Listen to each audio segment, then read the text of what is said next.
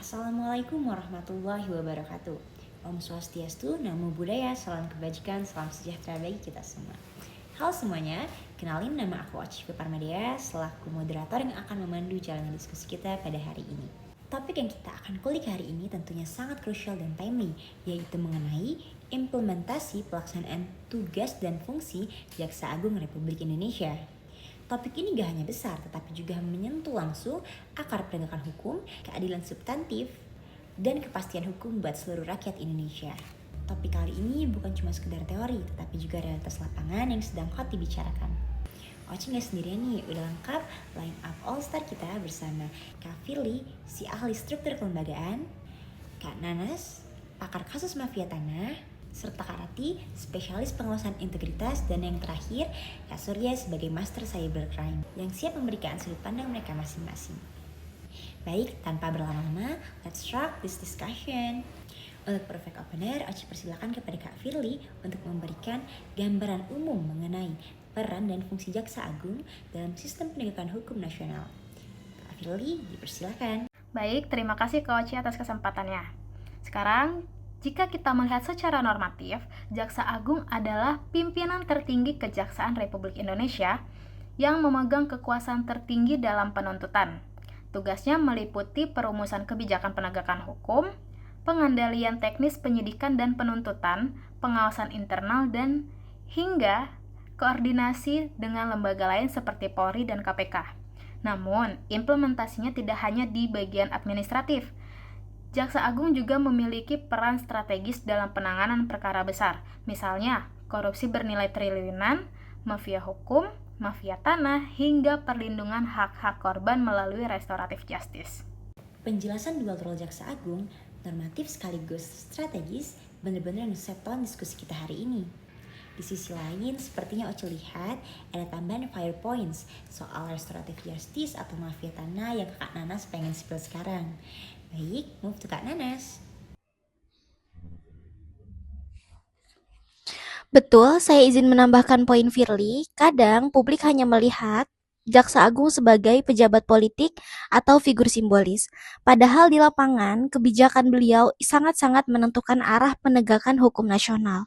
Contoh konkretnya, pada periode terakhir, Jaksa Agung menekankan pemberantasan mafia tanah, sehingga banyak kasus yang sudah mengendap puluhan tahun akhirnya bisa bergerak. Selain itu, adanya pendekatan restoratif justice yang digagas oleh Jaksa Agung telah menyelesaikan ribuan kasus kecil tanpa harus diproses melalui pengadilan. Ini menghemat biaya negara, mengurangi over kapasitas lapas, dan juga sekaligus menyembuhkan konflik sosial. Menarik sekali pembahasan dari Kak Nanas. Sekarang kita masuk ke salah satu aspek penting, yaitu pengawasan internal. Kak Rati, gimana pendapat kakak melihat peran pengawasan ini dalam menjaga integritas kejaksaan? Terima kasih. Aspek pengawasan adalah bagian yang sering dilupakan publik. Jaksa Agung mengarahkan Jaksa Agung Muda bidang pengawasan Jamwas untuk menindak jaksa-jaksa nakal yang menyalahgunakan jabatan. Implementasinya ada beberapa langkah. 1. Sistem pengaduan masyarakat yang lebih terbuka melalui aplikasi dan hotline resmi. 2. Pemeriksaan internal yang lebih cepat termasuk OTT internal jika diperlukan. 3. Evaluasi kinerja Kejaksaan Negeri di seluruh Indonesia secara berkala. Contoh kasusnya jelas. Beberapa tahun terakhir ada jaksa yang terlibat suap terkait perkara besar. Jaksa Agung tidak segan-segan memberikan tindakan tegas, yaitu diberhentikan secara tidak hormat dan diproses secara pidana. Insight yang super tajam dari Kak Rati, breakdown soal Jamwas dan zero tolerance, kedua poin ini yang bikin publik mulai trust lagi sama institusi kejaksaan. Kak Surya, dari perspektif kakak yang melek digital, overall gimana nih pengaruh pengawasan internal ini terhadap kepercayaan publik? Kasih kita contoh atau data yang fresh dong, biar wawasan kita ikut terperbarui. Menurut saya tentunya sangat berpengaruh, karena kepercayaan publik pada institusi kejaksaan meningkat ketika Jaksa Agung menunjukkan komitmen zero tolerance terhadap penyimpangan yang dilakukan oleh jaksa. Namun, tentunya tidak hanya dari fungsi pengawasan saja, melainkan harus diikuti dengan fungsi pembinaan.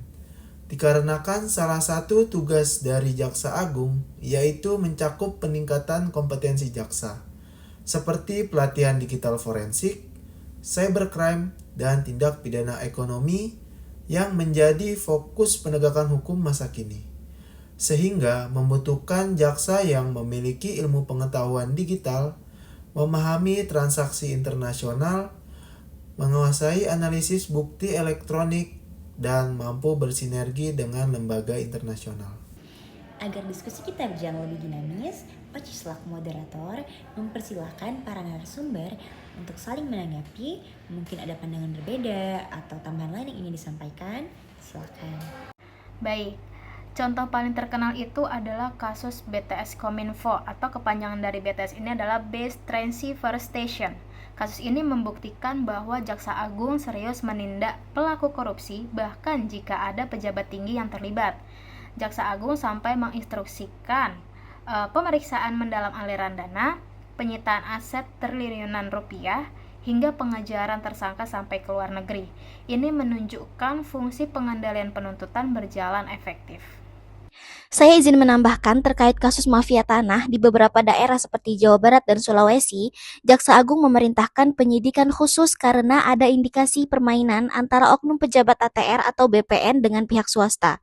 Implementasinya terlihat pada pembatalan sertifikat ilegal, perampasan aset yang dikuasai mafia, perlindungan masyarakat kecil yang lahannya dirampas sampai puluhan tahun.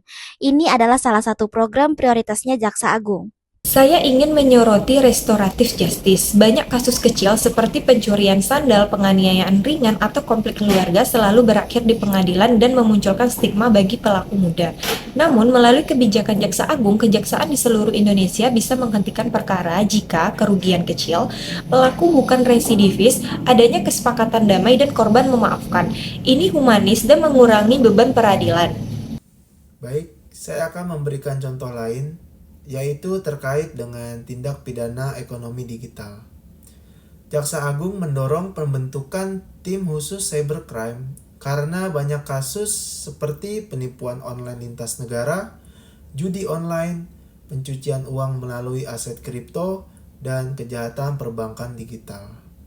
Implementasi yang dapat dilakukan yaitu dengan meningkatkan kompetensi jaksa dan kerjasama dengan negara lain melalui Mutual Legal Assistance atau MLA. Diskusi beneran makin seru dengan crossfire antar narasumber.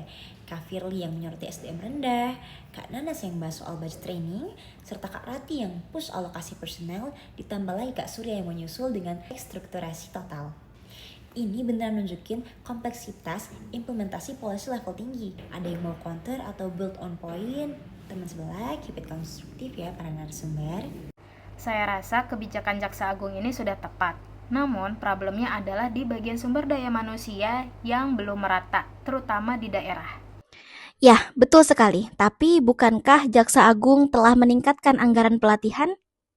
Masalahnya bukan hanya anggaran, banyak jaksa muda belum dialihkan ke bidang khusus sehingga beban kerja menumpuk.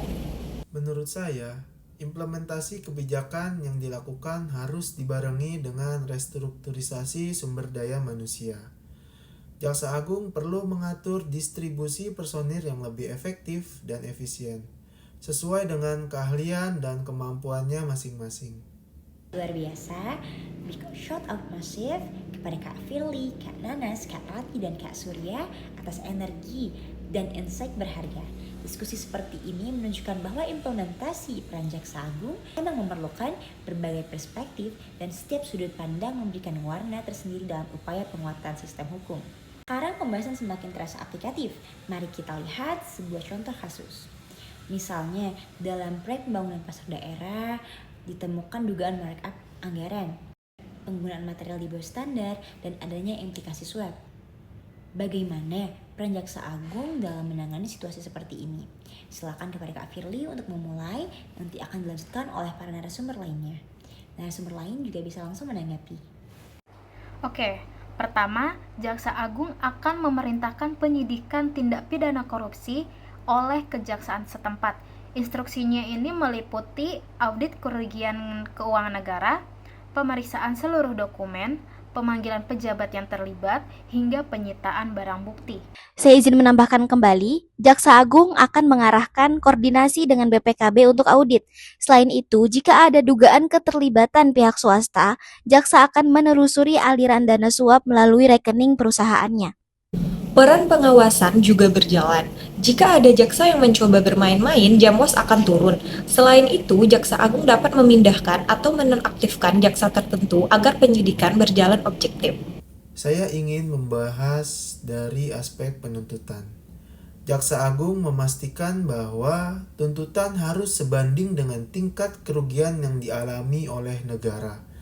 Jika kerugian yang dilakukan sangat besar, tuntutan dapat dimaksimalkan sesuai dengan Undang-Undang Tindak Pidana Korupsi, termasuk pencabutan hak politik. Sebelum Oci tutup sesi diskusi kita pada hari ini, tentunya boleh dong Oci minta masing-masing narasumber memberikan satu pernyataan akhir.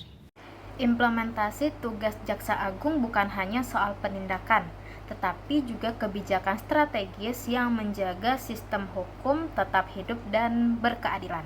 Peran Jaksa Agung sangat menentukan arah pemberantasan korupsi dan perlindungan hak masyarakat kecil. Restoratif justice adalah bukti dari humanisme hukum. Integritas institusi kejaksaan bergantung pada sistem pengawasan. Jaksa Agung harus menjaga transparansi dan akuntabilitas. Pernyataan penutup dari saya bahwa di era digital saat ini tentunya menghadirkan tantangan baru dalam penegakan hukum.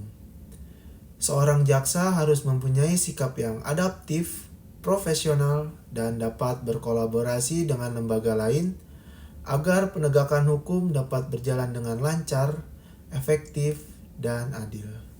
Penutup epik dari keempat narasumber kita, masing-masing pada ngena banget nih. Dari maraton diskusi tadi, bisa kita catch 5 golden takeaways yang actionable. Yang pertama, Jaksa Agung sebagai master penuntutan nasional dan kendali full spectrum. Yang kedua, peran multitasking pro. Sidik, tuntut, awasi internal, dan collab lintas antar negara.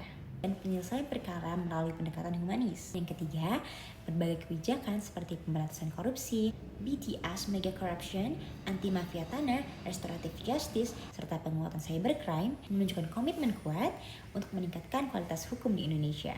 Memasuki poin keempat, tantangan tetap ada seperti keterbatasan sumber daya manusia, teknologi dan pemerataan kemampuan jaksa di seluruh daerah. Namun dengan kebijakan yang tetap, tantangan ini dapat diatasi. Poin terakhir, keberhasilan implementasi tugas Jaksa Agung pada akhirnya ditentukan oleh integritas, profesionalitas, dan sinergi seluruh elemen kejaksaan. Terima kasih kepada Kak Firly, Kak Raffi, dan Kak Surya atas kontribusinya. Ini bikin kita semua makin literate hukum dan aware sama peran strategis Jaksa Agung Republik Indonesia. Saya selaku moderator menutup diskusi pada hari ini. Wassalamualaikum warahmatullahi wabarakatuh. Keep spreading justice.